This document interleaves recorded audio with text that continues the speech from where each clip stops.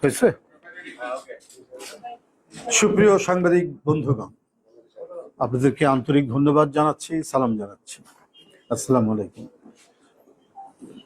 সাংবাদিক বন্ধুরা, বৃহত্তর সিলেট অঞ্চলে যেন বন্যা ও ধ্বংস সমার্থক হয়ে উঠেছে।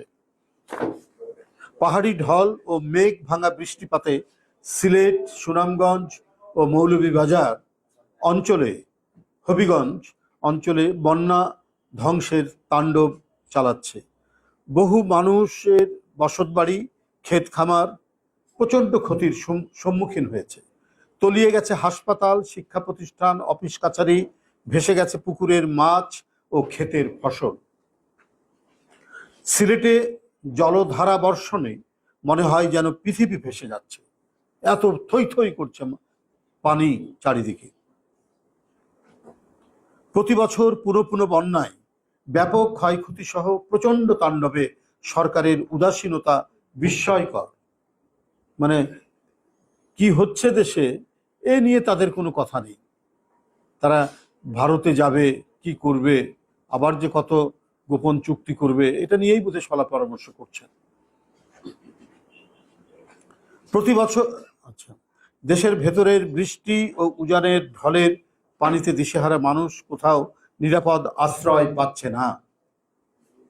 ঘরের ভেতর উঁচু মাচা করার পরেও টিকতে পারছে না। এদিকে উত্তর পূর্বাঞ্চলের রংপুর ও ময়মনসিংহ বিভাগের অবস্থাও মারাত্মক সঙ্গীন।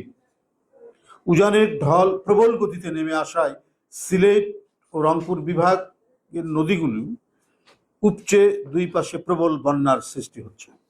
লক্ষ লক্ষ মানুষ পানিবন্দী হয়ে পড়েছে।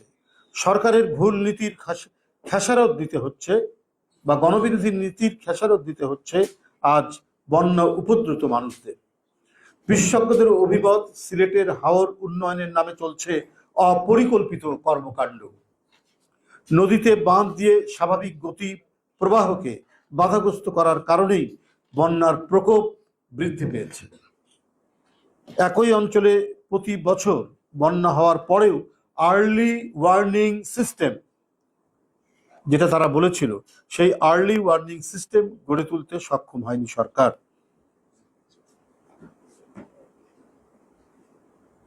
মানুষকে সীমাহীন দুর্ভোগের মধ্যে ঠেলে দেওয়া যে সরকারের কর্মসূচি, সে সরকারের দ্বারা একটি জাতির সর্বাঙ্গীন উন্নতি লাভ কখনোই সম্ভব নয়। আজ দামি সরকারের লুটেরা নীতির জন্যই ভুক্তভোগী জনগণের মর্মভেদী অশ্রুপাতের কারণ। আওয়ামী সরকার দেশের সার্বভৌমত্ব দুর্বল করে নিজের ক্ষমতাকে আঁকড়ে রাখার জন্য উন্নয়নের কর্মকৌশল নির্মাণ করেছেন। সুতরাং সেই উন্নয়নের মধ্যে পাটকাঠির কাঠামো রয়েছে বলেই সেটি ধসে পড়ছে। আর দেশের মানুষকে পোহাতে হচ্ছে দুর্যোগ ও দুর্ভোগ। এর উপর বিশ্বের শীর্ষ বায়ু দূষণ শহর ঢাকা। কারণ অপরিকল্পিত উন্নয়নের জন্য ঢাকা সহ বাংলাদেশের শহরগুলো প্রচণ্ড বায়ু দূষণে নিমজ্জিত। সুপরিকল্পিত উন্নয়ন নেই বলেই বাংলাদেশের বায়ু ক্রমাগতভাবে দূষিত হচ্ছে। বৃহত্তর সিলেট, রংপুর ও ময়মনসিংহে পানিবন্দী মানুষের কাছে কোনো ত্রাণ পৌঁছায়নি। এক অসহায় বিপন্ন অবস্থায় দিন কাটাচ্ছে লক্ষ লক্ষ বন্যা উপদ্রুত মানুষেরা। আমি উক্ত অঞ্চলে বিএনপির সকল স্তরের নেতাকর্মীদেরকে বন্যা দুর্গতদের পাশে দাঁড়ানোর জোর আহ্বান জানাচ্ছি। সাংবাদিক বন্ধুরা, বাংলাদেশকে দখল করে নিয়েছে দুর্বৃত্ত, সন্ত্রাসী আর সিন্ডিকেট বাজরা। নৈরাজ্যের কালো ছায়া যেন সারা বাংলাদেশকেই ঢেকে ফেলেছে। আওয়ামী লীগ এখন অদম্য জমিদার হয়ে উঠেছে। দেশের কোথাও কোনো সুস্থ প্রতিযোগিতার জায়গা নেই। ক্ষমতাসীনরা সবকিছু তাদের করায়ত্ত করার জন্য চোখ রাঙিয়ে বেড়াচ্ছে। ক্ষমতাসীন আওয়ামী লীগের সন্তানরাও নিজেদের জমিদার সন্তান ভাবছেন। তারা মনে করেন আইন যেন তাদের হাতের মুঠোয়। ঈদের দিন রাতে বগুড়ায় আওয়ামী লীগ নেতার প্রবাসী মেয়ের গাড়ির সাথে একটি বাইকের ধাক্কা লাগায় দুইজন বাইক আরোহীকে বাসা থেকে ডেকে নিয়ে এসে আওয়ামী লীগ নেতার লোকজনেরা কুপিয়ে ও গুলি করে হত্যা করে। ঈদের আনন্দ উৎসবকেও বাকশালীকরণ করা হয়েছে। ঈদের দিন মানুষ হত্যার উন্মোদনার মধ্যে দিয়েই আওয়ামী ক্যাডাররা উৎসব পালন করেছে। কোরবানির পশুর চামড়া এবার বিক্রি হয়নি, আড়তদার কোরবানির চামড়া ফিরিয়ে দিয়েছে। এটাও সিন্ডিকেট বাজদের কারসাজি। এটাও আপনার ইতিমধ্যেই গণমাধ্যমে এই সংবাদগুলো উঠতে শুরু করেছে। গরিবের হককে বঞ্চিত করে একচেটিয়াকরণ করার জন্য এই দেশের কোরবানির চামড়া সিন্ডিকেটওয়ালারা কৌশলে মূল্যহীন করেছে। প্রশাসনের নির্ধারিত দামেও চামড়া কেনেনি আড়তদাররা। কোরবানির চামড়া বিক্রি করতে না পেরে অনেকে মাটির নিচে পুঁতে রেখেছে। এমনিতেই এবারে মধ্যবিত্ত ও সীমিত আয়ের মানুষরা কোরবানি দিতে পারেনি। সরকারি হিসেবে অবিকৃত থেকেছে 25,81,000 গবাদি পশু। বাস্তবে এর সংখ্যা আরও অনেক বেশি। এরপরেও চামড়ার দাম নিয়ে এহেন নৈরাজ্য কেবলমাত্র শেখ হাসিনার শাসনেই সম্ভব। কারণ মানুষ বেঁচে থাকার সব অবলম্বনকেই এরা নিরুদ্দেশ করে দিতে চায়। যে দেশে সবজি, সালাদ, শুটকিতে মানবদেহের ক্ষতিকারক কীটনাশকের সন্ধান পাওয়া যায়, সে দেশের সরকার যে গণবিরোধী সিন্ডিকেট বাজদেরই সরকার, তার বলার অপেক্ষা রাখে না।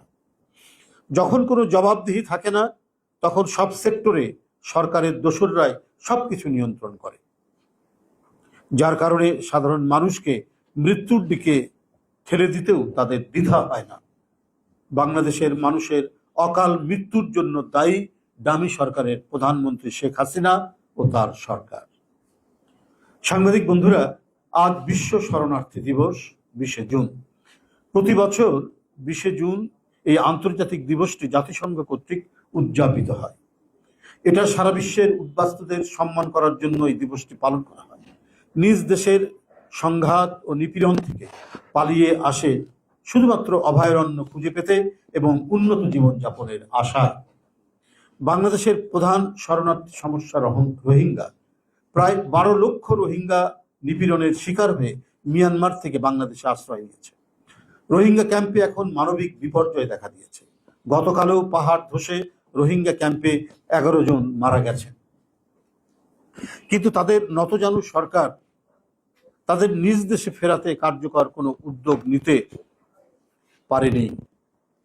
এদেরকে নাগরিক হিসেবে নিজ দেশে ফেরাতে মিয়ানমারকে রাজি করাতে ব্যর্থ হয়েছে সরকার। কিন্তু অতীতে শহীদ প্রেসিডেন্ট জিয়াউর রহমান ও বেগম খালেদা জিয়ার সরকারের আমলেও এমন ঘটনা ঘটেছিল। সে সময় সফল কূটনৈতিক তৎপরতায় তাদেরকে ফেরত পাঠাতে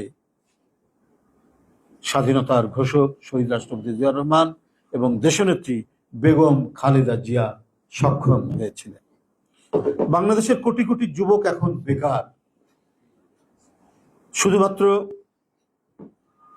ভিন্ন মতের কারণে অনেক তরুণ যুবক কর্মসংস্থানের সুযোগ না পেয়ে বাংলাদেশ ছেড়ে ভূমধ্যসাগর সহ বিভিন্ন সাগরে পাড়ি দিতে গিয়ে অনেকেই সলিল সমাধি হচ্ছে। বহু সংখ্যক বাংলাদেশিরা এখন নিজ দেশেই পরবাসী। একদলীয় শাসনে নিজ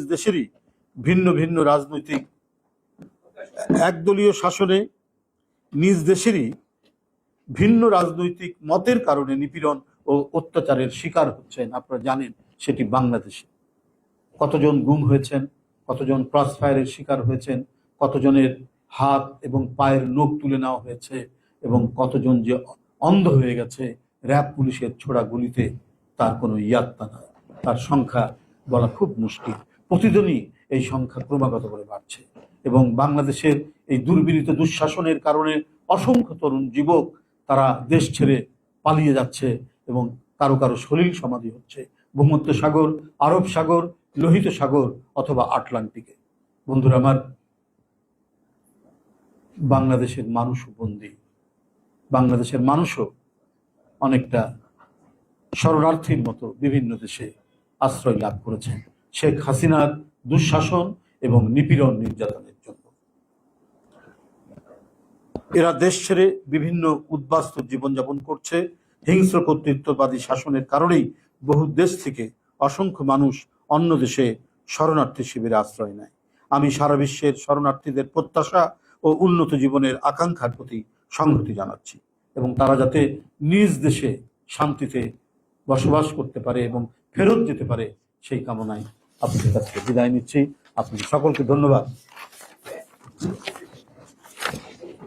বন্যা তো ঝড় ঝঞ্ঝা বন্যা সবসময় একটা প্রাকৃতিক বিষয়। এই প্রাকৃতিক বিপর্যয়ের জন্য আপনার সরকারকে কেন দোষারোপ করছেন? মানে সরকারকে দোষারোপ করছি এই কারণে, একটা তৎপর এবং কর্মক্ষম সরকার থাকলে এই মানে এটাকে দ্রুত প্রতিহত করা, মোকাবেলা করার মানে তাদের সক্ষমতা থাকতো। কিন্তু তারা যেহেতু দুর্নীতিতে একেবারে নিমজ্জিত, মহাদুর্নীতির অভিযোগগুলো প্রতিদিন তাদের ঘনিষ্ঠ কর্মকর্তা অথবা দলের লোকের বের হচ্ছে, সুতরাং তাদের মনোযোগটা হচ্ছে বড় প্রজেক্টের মাধ্যমে বড় দুর্নীতি করে সেটাকে বিদেশে পাচার করা। যারা এটাতে নিমজ্জিত থাকে তারা জনগণ, জনকল্যাণ এবং প্রাকৃতিক বিপর্যয়ে দ্রুত তাদের সেখানে যাওয়া বা তাদেরকে মানে সেই দুর্যোগকে মোকাবেলা করার যে সক্ষমতা সেটা থাকে না। সেটা সর্বক্ষেত্রেই আপনার সেটা হয়েছে। এই যে আমি যেটা বলেছি যে বারবার সিলেট অঞ্চলে যে বন্যা হচ্ছে, সেখানে আর্লি ওয়ার্নিং সিস্টেম, সে আর্লি ওয়ার্নিং সিস্টেম তারা করতে পারতো। আর্লি ওয়ার্নিং সিস্টেম করলে আপনার নদীর ধারের যে বস্তি টস্তিগুলো, এখানকার মানুষকে দ্রুত আপনার সরিয়ে নিয়ে যেতে পারতো একটি সরকার। তো এই যে ব্যবস্থাগুলো সেগুলো তারা করতে পারে না। এবং বন্যার কারণে যে মানে ফ্লাড শেল্টার, সে যথেষ্ট ফ্লাড শেল্টার কিন্তু গড়ে ওঠেনি। সমুদ্রের ধারে সাইক্লোনের জন্য কিছু শেল্টার সেখানে হয়েছে, কিন্তু ফ্লাড শেল্টারে কিছু গড়ে ওঠেনি। আপনারা দেখেছেন যে মার্কিন যুক্তরাষ্ট্র সহ বিভিন্ন দেশে, মানে বিশেষ করে মার্কিন যুক্তরাষ্ট্রে ভয়ঙ্কর আপনার টর্নেডো হয় গালফ অফ মেক্সিকোর ধারে এবং অন্যান্য আটলান্টিকের পাশে, বিশেষ করে ফ্লোরিডা, টেক্সাস, ভয়ঙ্কর ভয়ঙ্কর টর্নেডো হয়। কিন্তু আপনারা দেখেছেন ওদের আর্লি ওয়ার্নিং সিস্টেম এত চমৎকার, খুব দ্রুত গতিতে একটা শহরের সমস্ত লোককে তারা শিফট করে নিয়ে যেতে পারে আরেকটি শহরে। তো এটাই তো হচ্ছে জবাবদিহিমূলক একটা সরকার থাকলে, জনগণের দ্বারা নির্বাচিত একটা সরকার থাকলে, যারা সবসময় ভাবতো যে আমাদেরকে জনগণের কাছে জবাবদিহি করতে হবে আমাদের কাজের যদি কোনো ভুল হয়। তো এরা তো বেপরোয়া, এরা তো কর্তৃত্ব, ওদের তো ভোটের কোনো দরকার পড়ে না। সুতরাং জনগণ বাঁচলো কি মরলো এটা তারা কখনোই মানে ভ্রুক্ষেপ করে না বলেই আজকে এই সমস্ত প্রাকৃতিক বিপর্যয়ে এত ক্ষয়ক্ষতি হয়, মানুষের এত দুর্যোগ হয়। যে আপনার যে ল্যান্ডস্লাইড যেটা হয় বিশেষ করে পার্বত্য চট্টগ্রাম এবং এই অঞ্চলে, তো এই যে ল্যান্ডস্লাইড হতে পারে অতিবৃষ্টির কারণে, তো সেই জন্য যে প্রোটেকশন আগে থেকে, যে তোমরা পাহাড়ের নিচে বা পাহাড়ের ওখান থেকে মানুষজনকে সরিয়ে নেওয়া যেতে পারে বর্ষা আসার আগেই, সেটা যদি তারা করতেন তাহলে এই যে গতকালও যে রোহিঙ্গারা প্রায় 11 জন মারা গেলেন, 10 জন রোহিঙ্গা এবং একজন স্থানীয় শিশু এই যে মারা গেলেন গতকালকে, এটা সম্ভব হতো না যদি একটা জনগণের সপক্ষের দল এবং জনগণের দ্বারা নির্বাচিত একটি দল যদি থাকতো। ধন্যবাদ।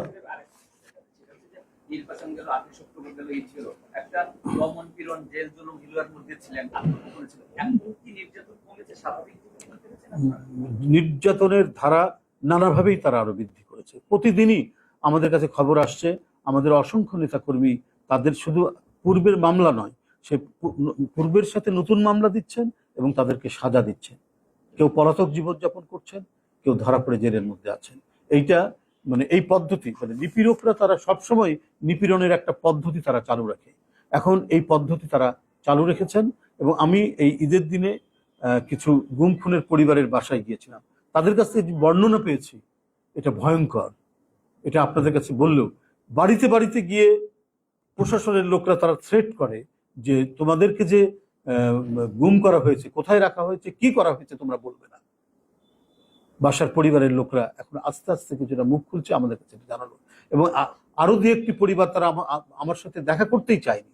মানে তাদের প্রতি হুমকির যে কি পরিমাণ হুমকি গেছে তাদের কাছে, যার কারণে তারা এইটাই মানে মানে বলতে সাহস করছে না আমাদের কাছে। কিছু কিছু পরিবারের সদস্যরা তারা বলছেন যে কি ধরনের প্রশাসনের হুমকি তাদের কাছে আছে। এই সব মিলিয়ে যে নিপীড়নের, বহুমাত্রিক নিপীড়ন সরকার যে নামিয়ে এনেছে ভিন্ন মতাবলম্বীদের উপর, গণতন্ত্রকামী মানুষের উপর, সেটা আপনারা নিশ্চয়ই প্রত্যেকেই এটা অবলোকন করছেন, আপনারা দেখতে পাচ্ছেন। আর প্রশ্ন দরকার নাই এই ইয়ের মধ্যে, এই রিলেটেড আমার বক্তব্য রিলেটেড প্রশ্ন না, রাজনৈতিক এটা হলে আমরা এটাকে হাইলাইট করতে চাই, আমাদেরও তো একটা ইয়ে থাকবে।